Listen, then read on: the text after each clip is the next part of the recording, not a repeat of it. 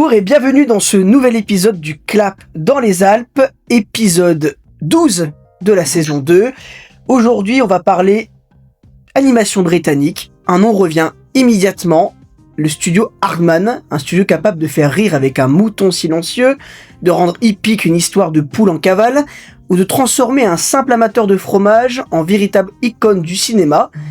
Pourtant, derrière cette identité immédiatement reconnaissable, se cache une aventure artisanale presque improbable, née loin des gigantesques machines hollywoodiennes. Et pour en parler, je reçois dans cet épisode le dieu du podcast, Love My Cinema. Comment ça va ? Ça va, ça a le mérite d'exister, ça a le mérite de vivre. Voilà, on rappelle l'appellation qui est extraordinaire quand même par rapport à une autre appellation qui peut arriver très prochainement quand même. Et toi, ça va ? Bah, moi, ça va très bien et j'en profite pour introduire le GOAT des podcasts, Sénétouga. Comment tu vas ? Ah, ça fait plaisir, merci beaucoup mon clap. Et oui, de toute façon, je suis officiellement le GOAT, en effet. Moi, je suis vivant comparé à lui qui est un être spirituel. On ne sait pas s'il est vivant ou pas.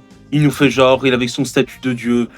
Ça va rien dire, alors que moi, le GOAT, c'est confirmé, c'est acté, c'est bien terre à terre, et ça fait plaisir ici, aujourd'hui, pour parler du studio Aardman.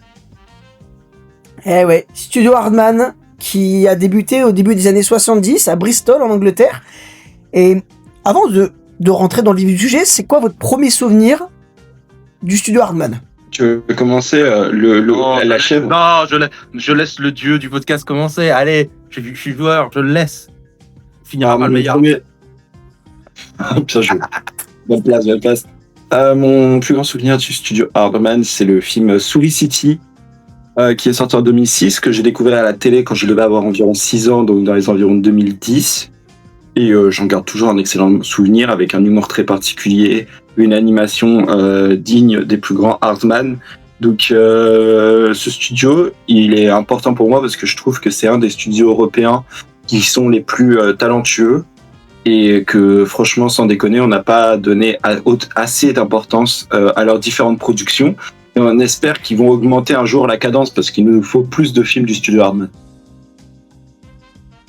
Intéressant. Bah, ouais, c'est vrai que on en veut plus. Tu sais, on est un peu accro.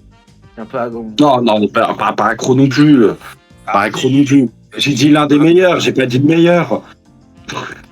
Oh là là, mais c'est chiant, toi, tu commences déjà là à faire ton pointilleux. Oh là là. Ah, et dis-nous ton souvenir. Allez, vas-y. Moi, mon souvenir, c'est.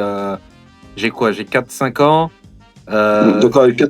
Je suis au centre aéré. Et là, t'as la monitrice qui arrive et qui fait on va regarder un film cet après-midi. Ça s'appelle Voilà, c'est Gromit et la malédiction du lapin-garou.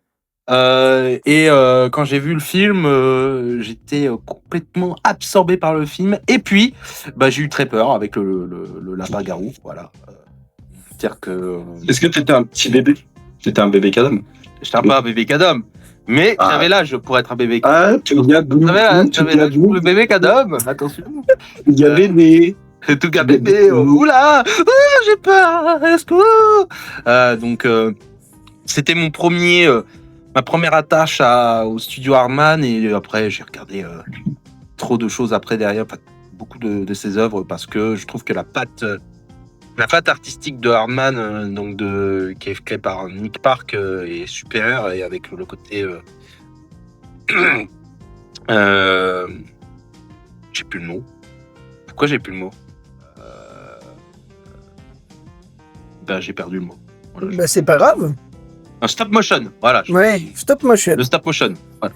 Avec la stop motion, je trouve que ça marchait trop bien avec ce style-là assez atypique et je trouve que c'est des films qui du coup sont compréhensibles de tout le monde même avec très peu de mots juste ou même complètement muets des fois et donc je trouve que ça fait toute la patte de Aardman.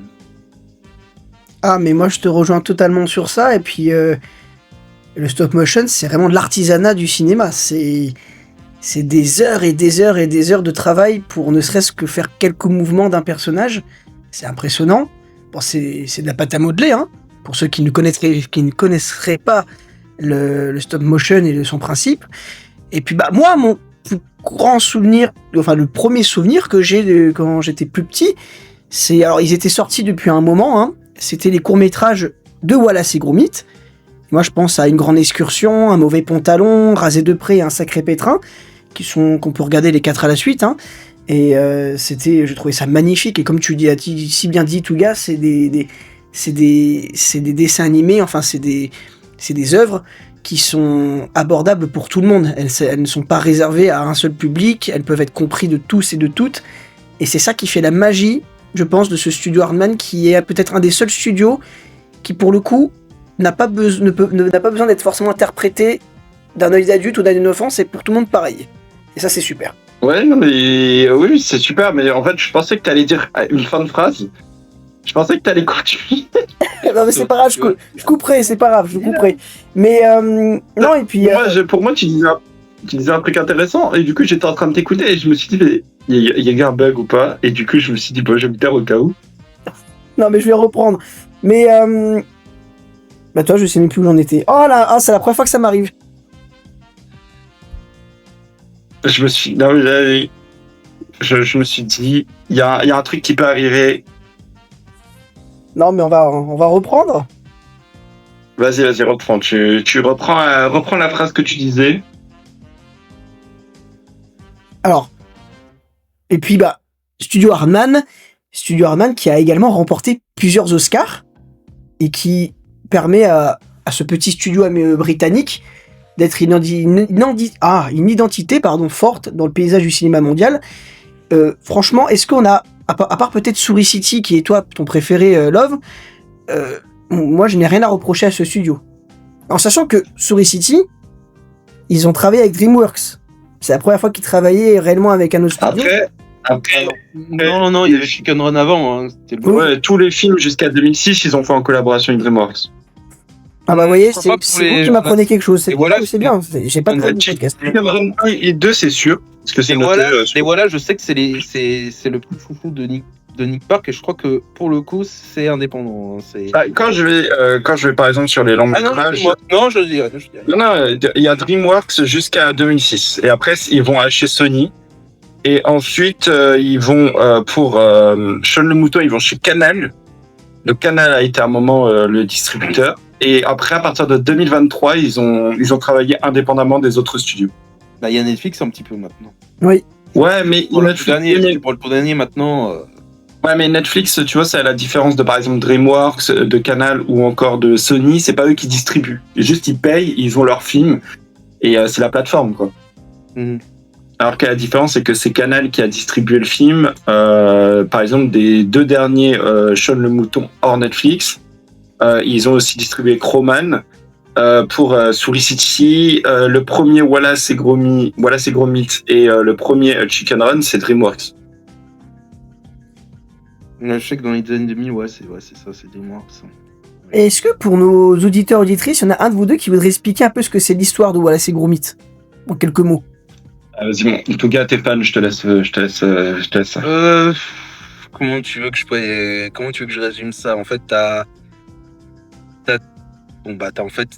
Putain, mais comment tu veux que je précise ça? Non, mais en fait, du coup, t'as un homme avec son chien. T'as Wallace, du coup, qui est l'homme. Un homme qui a la quarantaine avec son fidèle chien Gromit, du coup, et leurs petites obsessions, c'est de créer des inventions plus loufoques les unes que les autres, notamment les scènes iconiques de tous les Wallace et Gromit, c'est dès qu'ils se lèvent, en fait, ils ont un système automatisé où t'as Wallace qui a même pas besoin de bouger pour aller jusqu'à sa cuisine avec toutes ces machines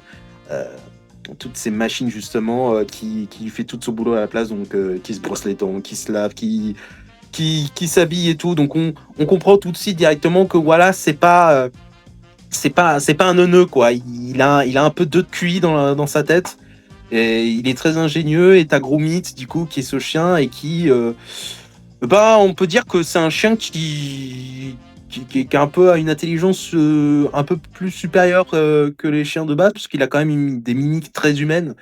Hein, il prend son thé, il aime bien boire son café le matin sans se faire déranger, etc. Et généralement, ce qui se passe, c'est que voilà, ces gros mythes, ils sont amenés à résoudre différents mystères qu'il peut y avoir, justement, grâce justement à leur gadget, à leur ingéniosité. Ça dépend des films, hein. Des fois, même leurs propres inventions tournent mal, hein, notamment le dernier. Donc voilà, c'est un peu le résumé de voilà, c'est mythes, grosso merdo. Je ne vais pas trop vous en dire plus parce qu'en vrai, le mieux c'est d'aller voir directement parce que c'est toujours mieux de voir directement l'œuvre directement. Et je trouve que le voir, en fait, ça vous explique encore mieux que ce que je vous dis par les mots. Oh, mais c'est une très belle explication. Et puis de toute façon, tu l'as bien dit. Wallace, c'est un inventeur très intelligent, un peu maladroit par contre. Voilà. Et Gromit, qui est un chien qui est presque des fois plus intelligent que son maître et qui est toujours un peu derrière lui pour le protéger. Mais ça, on laissera les gens découvrir. Et puis il y a un autre univers. Il y a Shaun le Mouton déjà qui est rattaché à l'univers de Wallace et Gromit. Alors Shaun le Mouton est un mouton qui ne parle pas, un mouton muet. D'ailleurs, c'est une série et ils en ont même fait, je crois, 1 ou 2 films, au moins un. Il y en a plus parce qu'il y a le film de 2019. Il y en a un qui sort cette année, Shaun le Mouton pour Halloween. Attends, t'en as trois. Attends, t'as Farmageddon, t'as Shaun le Mouton le film. Ouais. Et t'as le je crois que c'est le Noël. Non, le Noël c'est un court-métrage. Ah, c'est un court-métrage. T'as Shaun le Mouton, le premier, 2015. Shaun le Mouton, La Ferme contre-attaque, donc Farmageddon comme t'as dit. Et le troisième qui sort en 2026, Shaun le Mouton, La Bête d'Halloween. Et tu vois, Love a plus préparé l'épisode que moi, c'est assez impressionnant. Après, dites-vous que la trilogie Shaun le Mouton arrivera avant la trilogie Miles Morales. Et il faut savoir que Shaun le Mouton, on l'a vu pour la première fois dans un court-métrage de Wallace et Gromit qui s'appelait Rasé de près.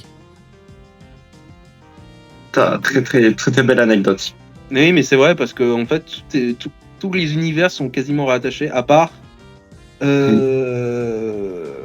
Story City, je crois. Oui. Story City n'est pas rattaché. Ouais, Story City, c'est un peu compliqué. Et Mission Noël. Parce que je crois que Chicken Run, c'est aussi rattaché à Wallace. Hein. D'une certaine manière, oui. Ouais, parce que je crois que c'est un délire où c'était genre le poulailler d'un pote à Wallace, ou c'est peut-être son poulailler. C'est un truc bizarre. En tout cas, c'est aussi réalisé. Chicken Run, en fait, Hardman, en fait, c'est un. On peut dire aussi comme ça que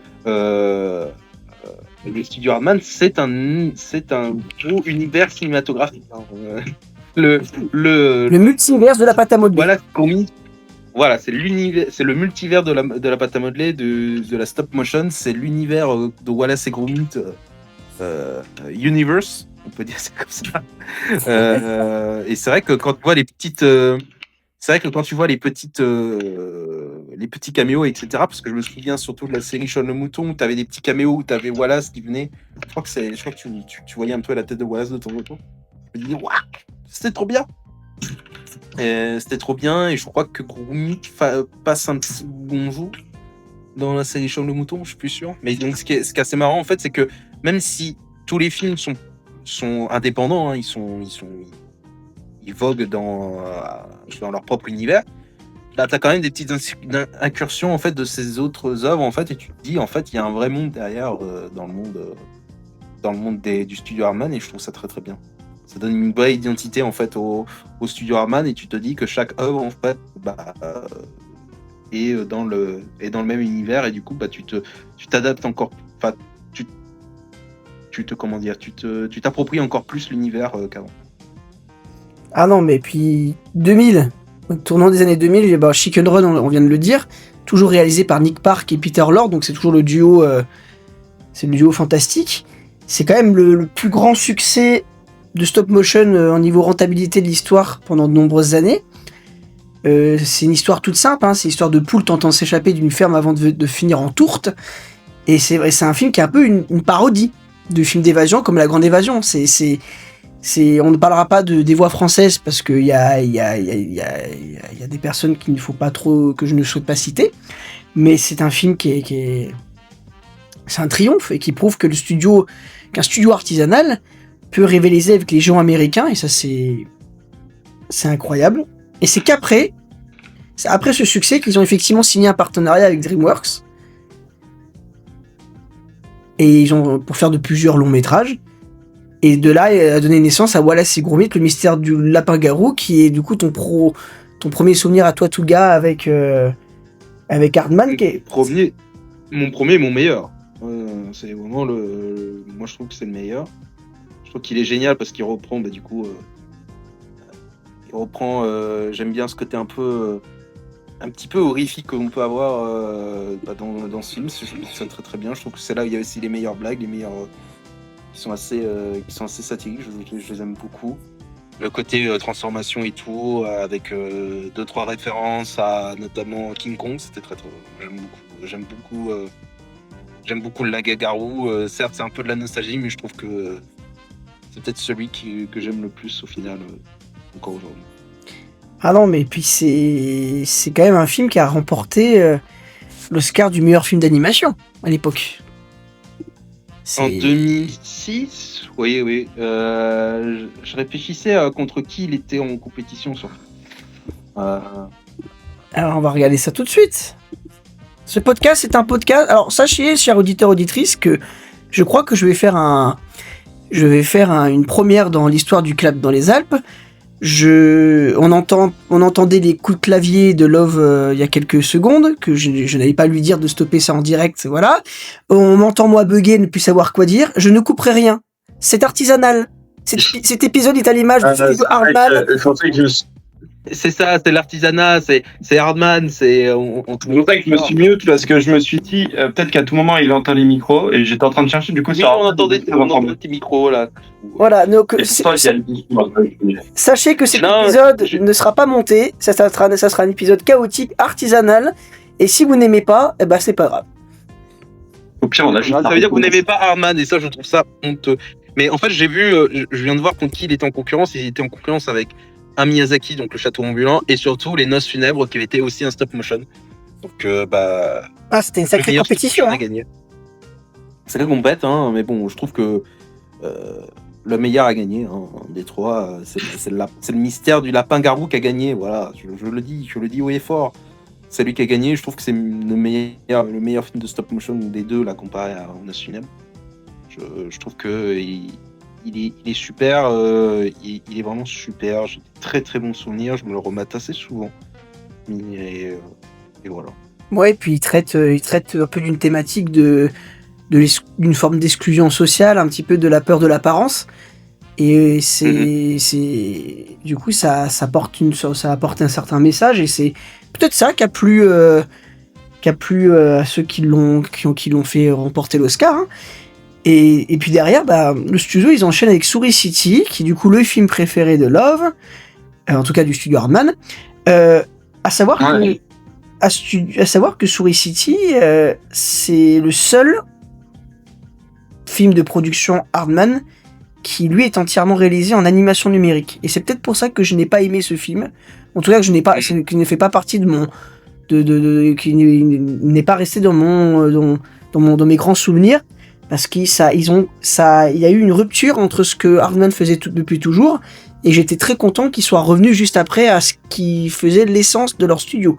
Après, ça n'enlève rien que c'était un film sympathique, familial, mais ça m'a beaucoup dérangé. Est-ce que tu peux défendre Souris City ? Je vais défendre Souris City, vas-y, tu gars, pour l'instant. Je vais rajouter 2-3 points et après tu défendras le point. Parce que moi, je rejoins complètement Clap. Pour le coup, je trouve que c'est le film qui ne correspond plus vraiment à l'ADN du studio Hardman.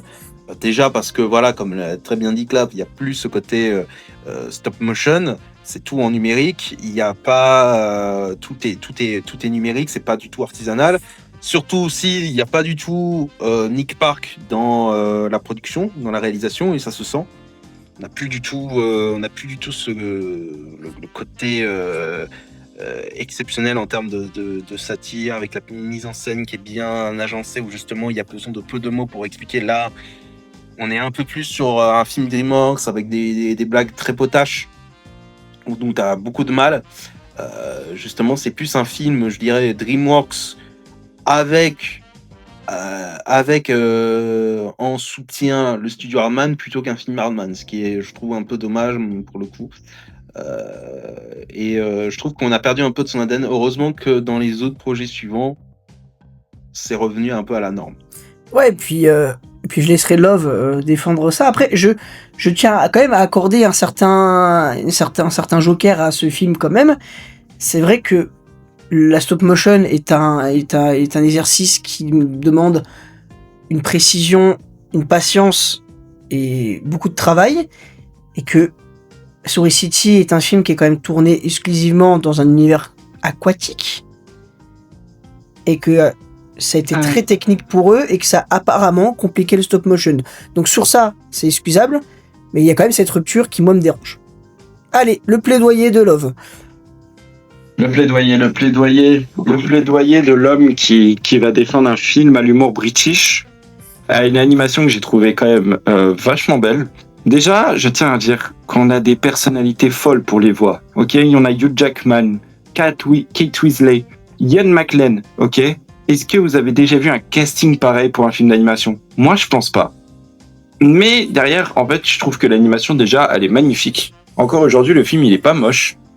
Parce que je trouve que tous les défauts de l'animation de Story City, on peut les reprocher à tous les films de l'époque du studio Hardman, parce que qu'on le veuille ou non, ça a été dans les mêmes pressions, dans les mêmes conséquences que les différents projets qu'il y a eu avec DreamWorks. Et Story City, pour moi, c'est vraiment un bon moment, parce que déjà, il y a de l'humour à tout va. Je trouve que le personnage, il est attachant. Et je trouve que justement, l'histoire, elle est vachement intéressante quand même, parce qu'on a des intrigues qui rentrent dans tous les sens. Peut-être que c'est pas un film qui est abouti, et ça se voit que je pense qu'il aurait mérité quand même quelques semaines, voire quelques mois de plus de production, que ça soit pour les dialogues et autres. Mais franchement, que ça soit l'humour potage, une réalisation qui est correcte, franchement qui est très très correcte pour un studio d'animation de l'époque. Et peut-être que c'est pas au niveau des chefs-d'œuvre comme Chicken Run ou encore Wallace et Gromit, qui sont sortis à ce moment-là, qui sont depuis 2 ans et 6 ans du coup, au niveau de la date. Mais franchement, je trouve que c'est vraiment un bon moment. C'est un vrai film devant lequel on s'éclate. Et je trouve que justement tout ce décor, tout ce qui va être au niveau de la maison, tout ce qui va être au niveau de la ville dans les égouts, je trouve ça super intéressant. Et sans déconner, j'ai passé vraiment un excellent moment devant Story City, parce que c'est de l'humour, c'est très enfantin. Quand je l'ai vu, j'étais aussi très enfantin. Donc en plus, c'est fait par les créateurs de Shrek et Madagascar. On reconnaît cet humour-là. Donc, rien à dire. Story City, c'était vraiment un très très bon moment pour moi. D'accord, c'est un beau plaidoyer. En vrai, ça donne presque, alors, peut-être envie de lui laisser peut-être. Alors, Touga, qu'en penses-tu ? Est-ce que le plaidoyer de Love est intéressant, mérite d'être entendu, et mérite qu'on revoie peut-être Story City ? Est-ce qu'on s'inflige Story City, ou est-ce qu'on le revoit avec la vision que Love en décrit ? Oui, on va essayer de revoir un petit peu nos positions suite au plaidoyer du fameux dieu du podcast. Voilà, on va essayer de peut-être revoir notre avis. C'est un plaidoyer plutôt honnête. On est d'accord. Non, c'est plutôt... ça donne envie de peut-être le revoir, de revoir une autre vision. On verra un petit peu si il a aussi bien vieilli qu'il le pense. De mes souvenirs, je crois qu'il a quand même un tout petit peu vieilli, mais on va laisser le bénéfice du doute. Ça me donne quand même envie un peu de le revoir. En fait, le truc de la stop motion, c'est que je trouve qu'aucun film de stop motion ne vieillit vraiment. Parce que c'est la seule animation où en fait, t'as l'impression en fait que déjà le film sort dans une animation assez vieille. Et je trouve que les films de stop motion sont les films qui vieillissent le mieux de l'histoire de l'animation. Ouais, mais ce qui est con, c'est que Story City, c'est pas un film de stop motion. Oui, je sais ça. Mais parce on parlait de la différence avec par exemple Chicken Run et c'est Gromit. Oui. Et je disais que c'était justement que c'était pas très légitime de les évaluer au même niveau à ce moment-là, parce que du tout c'est pas la même animation, et je trouve qu'il y a un véritable avantage dans les films de stop motion qui vieillissent beaucoup mieux. Oui, c'est pas la même animation, mais c'est surtout qu'en fait, c'est surtout une rupture en fait sur la ligne artistique de Hardman, quoi. Donc c'est un peu dommage, quoi, tu vois. Après, ça donne comme ça donnait plus en fait l'impression que c'est un film DreamWorks plus que du studio Hardman, et c'est un peu dommage quoi. Ils ont vraiment repris juste son style, ils se sont dit allez, on va approprier le truc, et puis bah là c'est un peu dommage. Mais comme tu l'as dit, Love, oui, la stop motion, de toute façon, ça ne peut pas vieillir. C'est un produit brut, naturel, qui est à base de pâte à modeler, donc c'est un truc qui est réel et qui est tangible, et donc bah, ce genre de choses en fait ne vieillit pas ou vieillit extrêmement bien, et que même dans 100 ans, tu verras pas la différence en termes de. Du coup, c'est très très bien en fait. Et je te rejoins un peu sur ce côté un peu vieillot qu'a la stop motion, et je trouve qu'en fait, bah, ça donne en fait un côté un petit peu il y a un côté qui marche très bien en fait avec l'univers du studio Hardman, c'est que justement, bah, on est très dans la ruralité. On est vraiment dans le milieu rural, agriculture, de l'agriculture, etc. Et donc, je trouve que la stop motion marche très très bien parce qu'on a vraiment ce côté brut, très artisanal, qui va très bien justement avec ce côté de ruralité, un petit peu vieux jeu. Et je trouve que c'est un mélange qui marche très bien. Et est-ce que vous saviez est-ce que c'est une anecdote que vous connaissiez, qu'à la même période que Souris City, le studio va vivre un drame majeur dans son histoire. Il y a en 2025, un immense incendie qui a ravagé les archives d'Hardman à Bristol. Donc il y a les décors, les accessoires, les modèles originaux qui ont été détruits. Ça a été une perte considérable pour l'histoire du studio. Mais heureusement, une partie des œuvres les plus précieuses avait été exposée ailleurs, ou conservée, peu importe, dans d'autres bâtiments. Mais malgré ce choc, alors qu'il y a peut-être des entreprises, des structures, des entités, peu importe, qui se seraient effondrées et qui auraient complètement revisité leur manière de travailler suite à un événement si dramatique, et ben Hardman, lui, ne l'a pas fait. Ils ont continué à garder cette identité. Et ça prouve, je sais pas ce que vous en pensez, ça prouve cette volonté de rester dans l'artisanat, de rester dans l'authenticité, et même s'ils mettent 8-9 ans à faire un film, bah en fait, le film, il est quasiment, et même tout le temps, de très bonne qualité. Oui, je suis totalement d'accord avec ce que tu viens de dire, et bah, c'est sûr que cet événement dramatique qui a eu lieu avec l'incendie, je pense que ça a bouleversé tous les projets qu'il y avait en cours chez Hardman. Ah non, mais c'est clair. À mon avis, ils avaient peut-être même des projets qu'on ne sait pas, qu'ils avaient l'intention de sortir, et qu'ils n'ont jamais pu sortir à ce moment-là. Lui. Ah, c'est vraiment dommage, c'est vraiment... Il y avait Souris City 2. Ah ouais? Ah là, t'aurais été heureux. Hein. T'aurais été heureux, là. Alors ouais, ça aurait pas été déconnant. Mais c'est triste que ça leur est arrivé, que ça touchait un super studio comme Hardman. Et mais ça montre aussi à tel point en fait la résilience en fait de studio à continuer en fait dans leur projet, un peu du côté un peu indépendant en fait. Ils sont pas à l'affût non plus de la productivité, de la quantité, pardon. Ils sont là pour la qualité, ils sont là pour proposer leur univers avec des films qui sont espacés de quelques années, et ça fait toujours plaisir quoi de voir qu'il y a encore des studios comme ça qui continuent à rester dans leur ligne éditoriale, qui ne veulent pas justement changer leur DA. Il y en a très peu qui sont comme ça, il y en a très peu qui justement restent fidèles à eux-mêmes. Il y a eux, il y a Ghibli, c'est peut-être les deux seuls que j'ai en tête en ce moment. Donc c'est quand même pour dire que ça fait plaisir de voir en fait des studios, et notamment en plus européens. Et bon, c'est peut-être la seule fois où je dirais du bien de quelque chose qui vient de l'Angleterre, mais bon, ça fait plaisir de voir justement un studio anglais qui aime en fait l'amour pur et dur en fait du cinéma d'animation, et surtout de la stop motion, et de continuer comme ça quoi. Ça fait très plaisir. Ah non, et puis en fait c'est ça qui est assez impressionnant, c'est que ce studio mélange un côté sophistiqué au niveau de la technique et une simplicité qui est très apparente, et ce sont peut-être les seuls, avec effectivement Ghibli, comme tu l'as dit, à garder ce côté authentique et ne pas rejeter leurs valeurs qui ont été à leur création. C'est-à-dire qu'ils vivent avec leur temps, les techniques elles s'améliorent, elles changent, les sujets aussi, la société elle évolue, Mais eux, leur mantra, leur colonne vertébrale, si on peut dire, elle change pas. Et c'est ça qui est magnifique. Enfin, c'est... Oui, c'est ça qui est très bien. En fait, ils continuent toujours à rester dans leur ligne et c'est super. Faut mettre un peu de respect à eux et c'est surtout que derrière, bah, les films suivent quoi. Tu sais, ils ont leur petit univers et qui maintenant bah, continuent à continuer et on a hâte de voir en fait la prochaine la suite en fait. On n'a pas envie que ça s'arrête en fait. Bah, c'est clair. Et puis, bon, je m'autorise une petite escapade hors Hardman, parce que Hardman, c'est eux qui ont majoritairement fait connaître la stop motion, en tout cas à ce niveau-là, au grand public, au public en général. Mais ça a certainement inspiré d'autres personnes derrière. Et depuis plusieurs années, on voit quand même des magnifiques films qui sont en stop motion.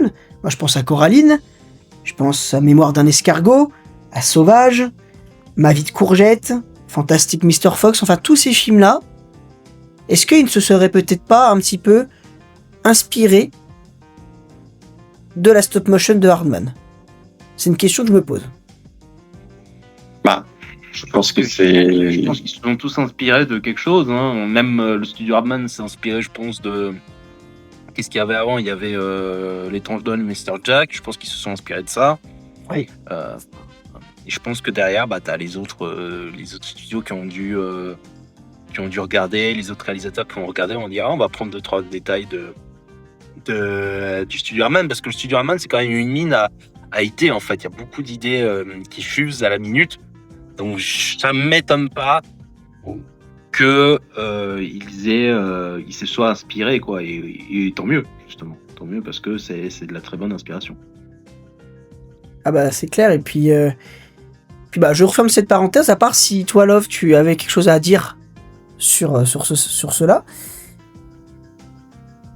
Non, moi ce que je voulais dire surtout c'était que c'était évident que quand t'as les patrons du genre qui pendant des années ont prouvé leur talent et leur qualité, c'est sûr que tous les films du même genre vont essayer de reproduire. C'est comme par exemple pour moi aux États-Unis, j'estime que tous les studios d'animation se sont inspirés de Disney parce que tout simplement les Disney c'est les bases. Il y a toujours eu une inspiration Disney pour chaque début de studio, donc en stop motion, s'inspirer des studios Hardman, ça paraît même limite un peu insultant au vis-à-vis que ça paraît tellement logique. C'est juste logique que chaque studio s'en inspiré des meilleurs et les studios Hardman faisant partie des meilleurs, c'est normal qu'ils en soient inspirés, comme les productions des différents studios qui côtoyaient Tim Burton avant. Ah non mais bon bah on est à peu près tous d'accord. Moi j'ai mis cette question pour qu'il y ait un échange, mais j'adore. Et on va revenir. Il n'y a pas besoin d'échange, il n'y a pas besoin d'échange parce qu'on est d'accord. Tu vois. Ouais, non mais c'est vrai, tu as raison. De toute façon, ça reste artisanal encore une fois cet épisode. Mais moi voilà, parce que je pense qu'on a fait un petit peu le tour de ce qu'on pense de ce studio et de un peu de son histoire. Et puis j'invite aux gens, parce que ce n'est pas notre spécialité, j'invite aux gens qui s'intéresseraient à la stop motion d'aller découvrir les œuvres du studio Hardman et aller, si ça existe, ça doit exister, de regarder des documentaires sur la technique, le principe de la stop motion, parce que c'est vraiment un travail d'orfèvre, un travail de marionnettiste. Il faut être doué avec ses mains, au-delà d'être doué avec sa tête et avec son imagination, c'est avec ses mains. Et on disait tout à l'heure que beaucoup de leurs films, de leurs créations étaient reliés entre elles dans une sorte de même univers, le multivers de la pâte à modeler. Attention, cet épisode n'est pas sponsorisé par Play-Doh, je tiens juste à le rappeler. Voilà. Est-ce que Croman... Hein? La valide, la blague, elle est très bonne. Croman, faut en parler, c'est une catastrophe. Mais est-ce que Croman, avant de dire que c'est une catastrophe, est-ce que ça serait pas un peu... Ça raconterait pas un peu l'histoire? Donc c'est Doug, un homme des cavernes, et son acolyte Ognoob, et le reste de leur tribu qui font face à une grave menace au niveau de leur existence. Est-ce que Doug, ou Dug, enfin peu importe, prononcez-le comme vous voulez, est-ce que ça serait pas un peu l'ancêtre de Wallace? Vu que tout est un peu relié, peut-être. Ça paraît logique, ça paraît logique, mais t'imagines, genre Doug, c'est l'ancêtre à la préhistoire. Le mec dans les pirates, c'est l'ancêtre de Wallace encore. Et ça serait quoi leur mission de Noël? C'est le futur de Wallace? Non mais c'est. Non mais je dis ça comme ça pour la blague, hein. Le Mister, c'est Mister Peabody, l'univers là, il commence à faire des retours dans le temps pour s'inventer des ancêtres. Mais Wallace, je pense qu'il est fatigué d'avoir une famille pareille. Mais moi je pense à quand, du coup, le film en Antiquité, au Moyen-Âge, à la Renaissance, voilà, on va voir un peu les. Moi j'ai hâte de Socrate fait par les studios Hardman. La bataille Socrate-Platon. Ah non, mais attends, il faut faire aussi l'époque il faut faire aussi Louis XVI et Marie-Antoinette décapités en stop motion, ça peut être sympa aussi, tu vois. Ah ouais, la Révolution française. La Révolution française. Non, l'invasion mongole. Oh là là, avec l'invasion mongole, Gengis Khan. Oh là là, moi je veux voir ça. Hein. Je veux voir ça, moi. Et puis tous les grands moments tous les grands moments de l'histoire là en version Hardman, moi je signe tout de suite. Hein. Ah non, mais je suis entièrement d'accord. Et puis de toute façon, mais en fait, ce qui est bien aussi avec ce studio, c'est que ils n'en sortent pas énormément de films. C'est des films qui des fois ne sont pas annoncés, en tout cas pas annoncés longtemps à l'avance. Il y a toujours une énorme attente autour de ces films. On est pratiquement rarement déçus. Et c'est comme si c'est comme le cadeau qu'on attend à Noël quand on est enfant. On est impatient de l'avoir. Et quand on a des pépites dans les yeux quand on l'ouvre. Ben moi, à chaque fois que je regarde que j'ai regardé, et ça a été un peu pareil pour le dernier sur Netflix, de Wallace et Gromit. Alors, je l'ai peut-être trouvé différent des autres, un peu en dessous, mais j'ai adoré. Quand je dis en dessous, c'est-à-dire que les autres, je leur mets 5 sur 5, et lui, je lui mets 4,75. Il y a très peu de différence. C'est peut-être le fait que ça a été sur Netflix que ça m'a peut-être dérangé. Est-ce que c'est peut-être mon avis qui est biaisé à cause de Netflix? Je sais pas. Je sais pas ce que vous en pensez, vous, mais...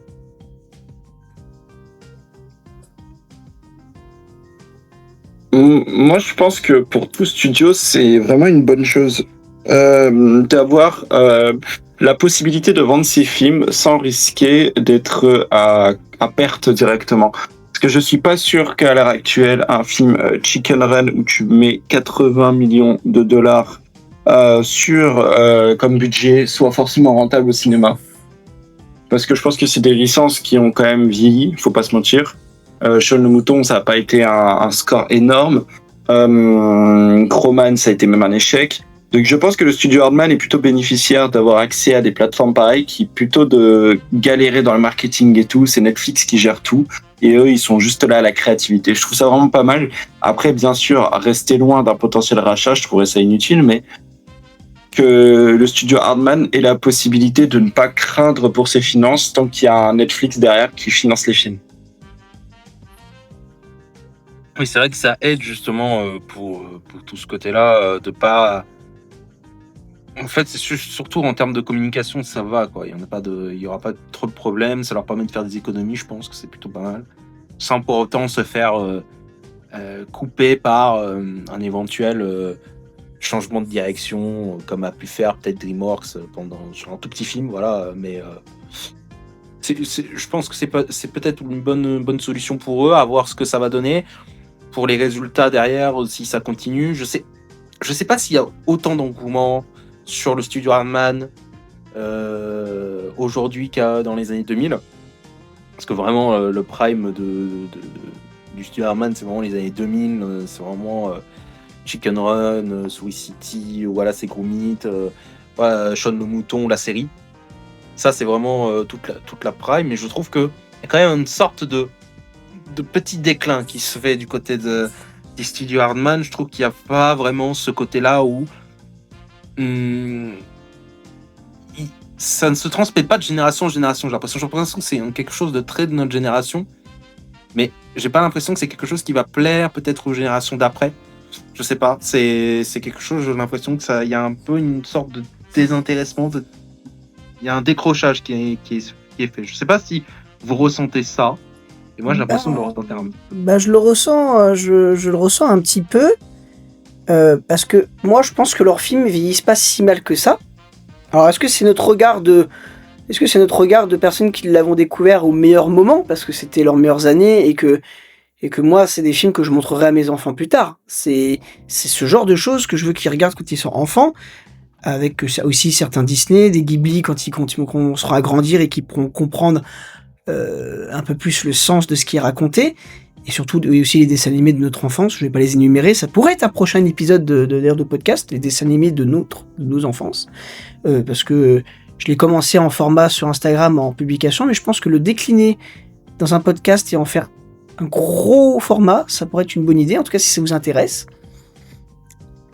Et pour revenir à la question, oui, ça se décline peut-être, effectivement. Le côté artisanal, ça revient. Hein, on voit la seconde main, on voit que les anciennes modes elles reviennent. C'est une boucle perpétuelle. Le vinyle avait disparu, le vinyle est revenu. Bah, la stop motion va peut-être attire peut-être moins aujourd'hui et attirera de nouveau plus tard. Mais c'est vrai qu'à l'heure actuelle, il n'y a pas je ne ressens pas, comme toi, Touga, et certainement comme toi, Love, tu l'as dit aussi, l'engouement, l'énorme intérêt directement pour le studio Hardman. Alors peut-être que mon avis a été biaisé avec le fait que ça soit sur Netflix, mais peut-être qu'au final Netflix est peut-être une sorte de sauveur. Alors je dis bien sauveur entre guillemets, attention, parce que Hardman n'a pas forcément besoin de Netflix pour continuer à être talentueux et proposer quelque chose de magnifique à l'écran, mais ça permettra à leur film, si cette collaboration ne s'arrête pas que au dernier Wallace et Gromit, à être possible de visionnage, en tout cas d'être montré au plus grand nombre et d'être permanent sur une plateforme et de ne pas disparaître un petit peu dans l'inconnu, et que n'importe qui tomberait dessus pourrait cliquer et se dire « Ah bah, ça a l'air intéressant, je vais cliquer dessus, je ne connaissais pas », et continuer à maintenir une forme d'engouement, une forme d'intérêt pour ce magnifique art qu'est la stop motion.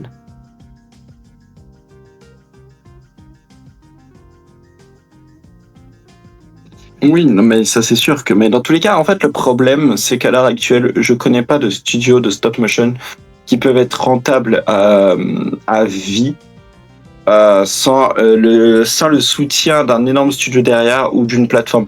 Par exemple, on a eu le cas, je parle pas du studio Hardman, mais on a eu le cas avec le studio de Guillermo del Toro, qui a été du coup créé, produit et financé par Netflix pour des films de stop motion faits par Guillermo del Toro, parce que à lui seul, il pourrait pas le financer. Donc, moi, je pense que, en fait, créativement, au niveau de la créativité, ça n'a rien à voir avec le point de vue financier. Je suis totalement d'accord avec toi. Cependant, en fait, tout se joue sur les finances actuellement, et la stop motion, c'est potentiellement l'un des types de films qui rapportent le moins. Donc, c'est assez problématique sur sa forme. Bah, en fait, c'est surtout que entre le temps d'exécution et le profit que tu fais derrière, en fait, c'est pas rentable pour les studios, donc ils évitent le plus possible en fait ce genre d'animation, parce qu'en fait ils se disent ok, bon bah on prend beaucoup de temps pour faire un film et au final ça gagne pas si bien au final, donc que faire, hein, bah, on va faire de l'animation plus classique, hein, ça sera plus rapide et on gagne plus d'argent derrière, donc voilà, tout est un peu régi par l'argent. Donc c'est un peu ce style-là est délaissé, et c'est pour ça, d'autant plus que le studio Hardman derrière, bah, on le respecte encore plus, parce que eux, ils sont dans cet art-là et ils continueront avec cet art-là, et ça fait plaisir. Bah en fait, c'est peut-être un petit peu une forme de salut, d'une certaine manière, parce que à l'heure où effectivement, vous l'avez très bien dit, où les studios et même l'industrie du cinéma produit toujours autant de films, hein. Alors est-ce que ça veut dire que les films sont de qualité ou non? Ça, c'est aux gens d'en juger. Je rappelle que l'art reste subjectif, mais pour une capacité comme le studio Hardman, pour qu'ils arrivent à garder l'authenticité qu'ils ont et la qualité de travail qu'ils ont, ils sont obligés de prendre du temps. Et malheureusement, c'est vrai qu'à l'heure d'aujourd'hui, bah, je vous rejoins, le temps ne serait pas en leur faveur. C'est-à-dire que si c'est pour qu'un nouveau Wallace et Gromit ou il y a un nouveau Sean le Mouton qui sort, comme tu l'as dit, dans le courant de l'année, Love, si c'est pour que un autre Wallace et Gromit ou un nouveau Chicken Run, parce qu'il y a eu un autre Chicken Run avant le Wallace et Gromit, faut savoir que c'est du coup deux films du studio Hardman qui ont été sortis en tout cas distribués par Netflix.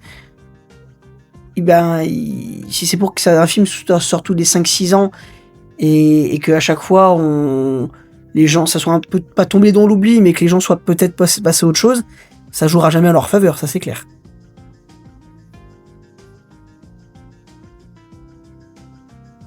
Sachant que ça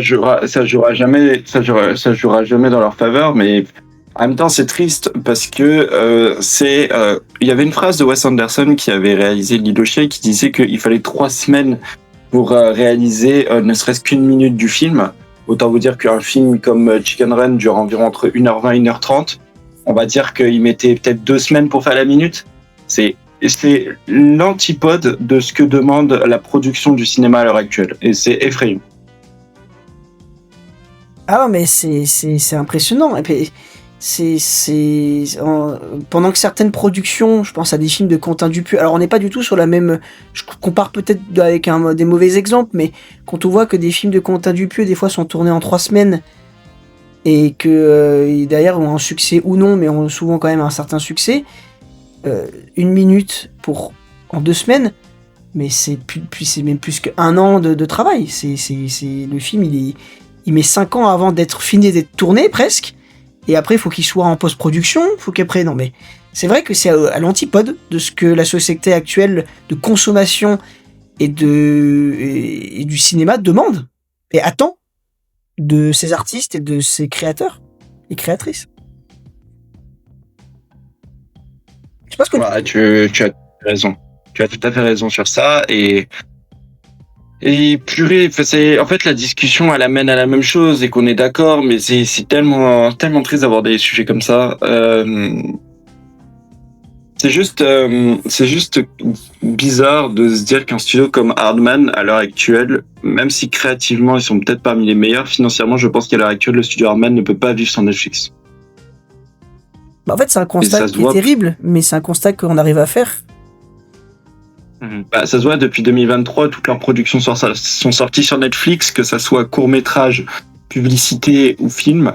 Et je vais pas vous mentir, j'ai beau aimer les licences du studio Hardman, je les vois pas durer dans le temps autant que d'autres licences parce que, regardez, Chicken Run, il y a eu 2 films, je crois. 2 films, peut-être 3. 2 films ou 3 2 films, on est d'accord. Voilà, c'est Gromit, il y en a eu 3, dont le dernier sur Netflix. Et pour Sean le Mouton, du coup, il y en a eu 3. Sean le Mouton, il y en a 3, ça c'est sûr. Et Wallace Gromit, il y en a combien? 4 ou 5. De quoi? Sean le Mouton? T'as ceux où il était indépendant, mais dans les années 80-90, donc t'en as 2 ou 3, t'en as 2. Ouais, mais je parle depuis que c'est de la production de long métrage. Oui, c'était déjà des longs métrages. Attention. Ouais, mais c'était pas publié au ciné, je crois. Alors, pas forcément. Le premier film diffusé par les studios Hardman au cinéma, c'était Chicken Run, et c'est 2000. En fait, les longs métrages. Alors, ça, tu as raison, par contre, Love, tu as raison. Le premier long métrage de Hardman au cinéma, ça a été Chicken Run. Ouais. S'en est suivi.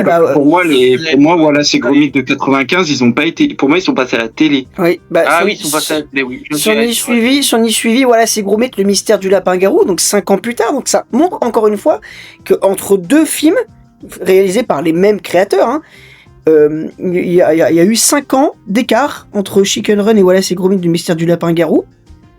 Après, il y a eu Souris City la même année, mais il y a eu DreamWorks qui est venu, donc il y a eu certainement une grande entraide entre eux. Et de toute façon, en long métrage, il y a eu Wallace et Gromit du mystère du lapin-garou, Wallace et Gromit le dernier, Vengeance Must Fall, Chicken Run, Dawn of the Nugget, Souris City, Mission Noël, Les Pirates Bon Rien Mauvais en Tout, Sean le Mouton, Croman, Sean le Mouton de la ferme contre-attaque, et bientôt le nouveau Sean le Mouton que tu vas nous redire une nouvelle fois, Love, parce que j'ai oublié le titre.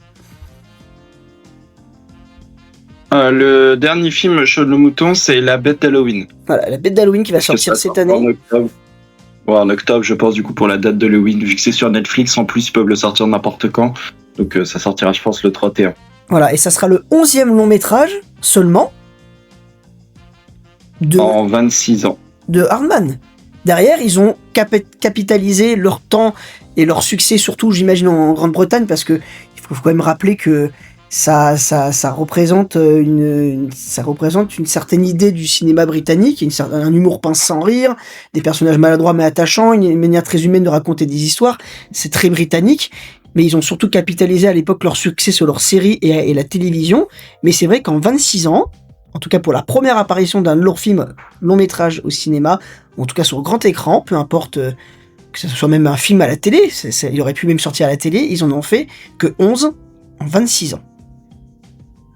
C'est peut-être le studio, c'est même pas sûr, Oui. c'est même pas peut-être, c'est le studio qui a le plus petit rendement de tous les studios d'animation. Oui, tu as raison. Tu as raison. Et Et oui, ce constat, et ça, du coup, ça amène au constat que tu disais, c'est que est-ce que ils vont survivre dans le temps vraiment? Alors malheureusement à l'heure actuelle où tout s'accélère. ah bah dans tous les cas, bien sûr que tout va s'accélérer avec le temps. Donc voilà, est-ce Ça que va aller en s'arrangeant, hein, c'est sûr. ah bah non, mais ça c'est clair. Mais pour finir sur une note positive, est-ce que on redirait pas du... Bah de toute façon, on n'en a pas dit une seule fois du mal, hein, du studio. Attention, hein, chers auditeurs, auditrices, c'est pas parce que nous disons que le studio arrive peut-être à une sorte d'essoufflement, pas dû à sa manière de travailler, pas dû à sa proposition artistique, qui n'est pas du tout une seule fois remis en cause dans cet épisode. Vous avez entendu, à part peut-être Touga et moi qui avons un peu de mal avec Souris City, c'est un épisode où on n'a pas dit une seule fois du mal, à part Croman, une seule fois du mal. Et Croman, c'est vraiment nul. Hein. Voilà, mais une seule fois du mal, on n'a pas dit une seule fois du mal d'une œuvre, à part Croman, voilà, d'une œuvre du studio Hardman.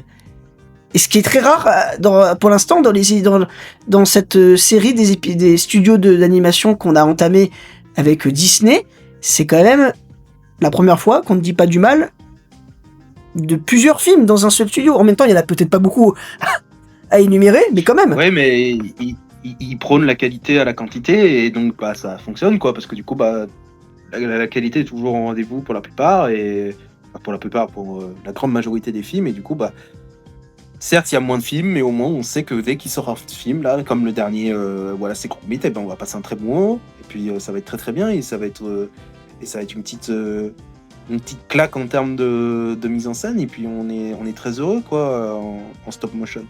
Et ça fait toujours plaisir de voir ça, quoi. Ça fait toujours plaisir de voir un studio qui reste dans ses propres principes, dans ses droit dans ses bottes. Et ça, il faut vraiment donner une lettre de noblesse, surtout à Nick Park, quoi, qui est vraiment celui qui a vraiment créé tout l'univers Hardman. Hein. C'est vraiment le chef d'orchestre du studio Hardman. Hein. C'est Nick Park qui a fait, je crois, quasiment. Il n'a pas fait tous les films longs métrages. Il a fait énormément il a fait les séries, il a fait les courts métrages. Il a fait la grande majorité des longs métrages, mais surtout à chaque fois en duo.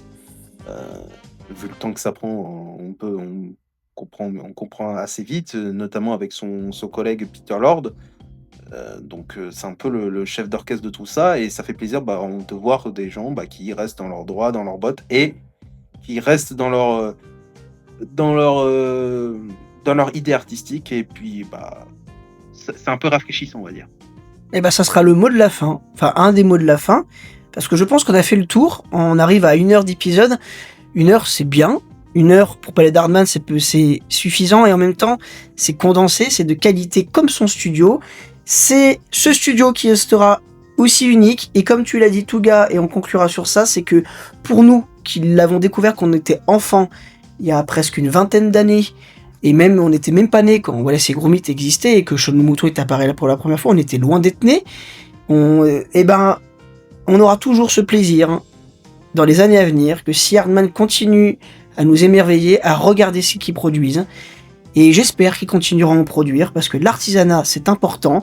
L'indépendance dans le cinéma, être un petit peu en dehors de ce que la société actuelle propose en termes de technologie, en fait, être un peu en dehors des clous, avoir cette forme d'imperfection qu'ils ont toujours eu, une sorte d'âme ça donne une âme à l'imperfection, en fait, ce qu'ils ont toujours fait, cette magie à la Hardman. Je veux que ça continue, et c'est un peu ce qu'on a fait dans cet épisode ensemble, et c'est ce qu'on fait à chaque fois, on fait de la magie tous les trois ensemble. Je tiens à remercier le dieu du podcast Love My Cinema et le goth du podcast Ciné-Touga. Je vous laisse le mot de la fin, enfin un mot de la fin pour chacun d'entre vous, une promo si vous le souhaitez, peu importe. Et on se dit à bientôt, tout le monde. Allez, Love, je te laisse. Non, vas-y, je te laisse. Vas-y, non, tu me fais trop d'honneur, Allez, vas-y, je te laisse. Alors, du coup, moi, je vais faire la promotion d'un podcast qui s'appelle À travers le projecteur. C'est un podcast que j'ai pu participer quand même de nombreuses reprises, peut-être un peu trop. Et c'est vraiment un podcast très intéressant où il y a des gens qui viennent, qui parlent de leurs films préférés, où il y a aussi des hors-séries qui sont faits tout seuls sur des sujets très intéressants comme Pink Floyd. Malgré qu'il y a un épisode horrible sur Sam Raimi, mais ça je le dirai jamais assez. Mais derrière, sinon, franchement, des superbes vidéos sur des films japonais inconnus et des très belles lunettes. Surtout les très belles lunettes. Voilà, c'est ma promotion. Allez tous voir le compte de Ciné-Touga. Dans tous les cas, vous n'avez pas le choix. Parce que si vous êtes ici, c'est que déjà vous êtes abonné à ce mec. Voilà. En effet. Et moi, je vais faire la promotion d'un autre podcast. Ça s'appelle Les Cartons du cinéma. C'est un podcast où il y a un duo d'animateurs qui invitent à chaque fois plein d'invités pour parler de plein de sujets différents. Tout simplement du cinéma. Voilà, ça peut parler d'un réalisateur, ça peut parler de sujets divers et variés, mais toujours, et ça c'est très important, dans la joie et la bonne humeur, et surtout dans la déconnade, tout en restant un peu sérieux. C'est comme si on était entre amis sur un canapé devant une planche d'apéro, et puis on parle de cinéma, et puis c'est un peu ce que représente un peu le podcast Les Cartons. Plus le temps passe, par contre, plus le temps passe, plus cette planche d'apéro coûte cher. C'est l'inflation. Là, le saucisson d'Aveyron, on va devoir se couper. Là, je pense que là, on va devoir arrêter. On va devoir arrêter d'en acheter. C'est quand même assez triste, quand même. On vit quand même dans une période d'austérité. C'est pas ouf du tout. Donc, on fait avec. Et surtout, si vous voulez qu'on réachète du saucisson, faut venir partager en masse le podcast et l'écouter surtout. Et donc voilà. Et vous serez toujours bien servi. En tout cas, c'est dispo dans toutes les plateformes d'écoute, voilà, Spotify, Deezer, Apple Podcast et YouTube, bien sûr, sur la chaîne de Ciné-Touga, voilà, ma chaîne, où vous retrouvez les cartons du cinéma, et aussi à travers le projecteur que Love avait déjà fait la promo, et aussi vous pouvez retrouver Love sur Instagram pour tous les guests où il est dedans, voilà, il est toujours là en mode guest, et sur TikTok pour les avis nuls. Voilà, si vous voulez plein d'avis nuls sur plein de sujets divers et variés, vous avez qu'à le voir. C'est très rigolo, c'est très fun, c'est pas prise de tête, et surtout c'est le pire contenu de TikTok, mais au moins il l'avoue et c'est très bien. Merci à vous les gars. Non, il y a du contenu qui arrive quand même. Il y a du. Ah oui, et c'est vrai que il a, je voulais pas en parler parce que justement c'était encore secret, mais il a un contenu qu'il arrive privé, secret, justement c'est de sa propre création, très fort, qui risque d'être très fort, très bien, qui est pour une fois travaillé. Figurez-vous que Love va enfin avoir un contenu travaillé. J'ai très hâte, il m'a tout expliqué, ça a l'air super. Et j'attends le premier épisode comme vous. Je sais pas quand il sortira cet épisode, mais je pense que l'épisode ne sera pas encore sorti. Non. L'épisode est en montage actuellement. L'épisode est en montage. Voilà, l'épisode est en montage, mais de ce que j'ai entendu et de ce qu'il m'a expliqué, ça risque d'être pas mal du tout. Mais ça me fait surtout penser à une autre émission, mais je ne dirai pas laquelle. On attendra que le premier épisode soit sorti pour que je fasse la blague. En tout cas, merci les garçons. Et moi, chers auditeurs, auditrices, je vous invite à vous abonner à Ciné-Touga et à Love My Cinema sur Instagram. Vous pouvez également vous abonner à leur page sur TikTok, ça ne vous coûte rien, à part de prendre vos petits doigts et de tapoter sur votre téléphone, bande de attardés mentaux. Non, pardon, je dérape, bande d'obsédés du téléphone. Non, je rigole. Mais c'est fou d'insulter son public, quoi. Non. Ah non. Non, en vrai. Tu es fier de podcast. Non, en vrai, Le quand je vous disais que c'était artisanal, même mon intro, même ma fin, ma conclusion est un petit peu. Non, je rigole. En vrai, Un peu violente. je n'ai pas le syndrome de J. de la Tourette comme dans le film I Swear. Je tiens à vous rassurer. Non, tout va bien. Pardon. Non, en tout cas, allez suivre ce qu'ils font. C'est des super créateurs de contenu, des vrais passionnés de cinéma, avec une honnêteté. Et puis bon, c'est vrai que Sinutoga nous propose des découvertes du film qu'on n'aurait pas eu l'idée d'aller découvrir, et c'est ça la magie. Et puis Love nous met toujours à jour au niveau de l'actualité et de ses avis, ils ont beau être nuls ou pas, moi je les trouve quand même très construits majoritairement. Et puis de toute façon, chacun est à sa patte. Et moi, vous pouvez... chacun fait à sa manière, et moi vous pouvez me retrouver toujours sur Instagram.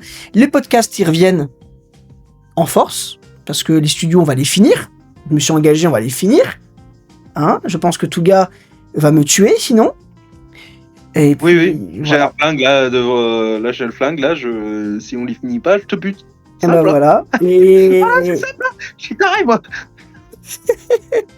Et puis derrière,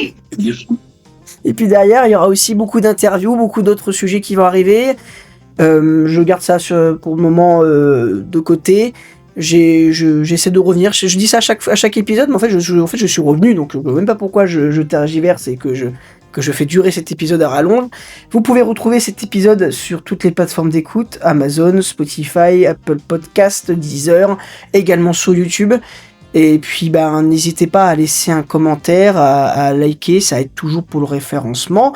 Et puis nous on se retrouve très vite pour l'épisode 13. Et l'épisode 13, ça sera sur le studio Ghibli. Allez, à très vite, ciao ciao.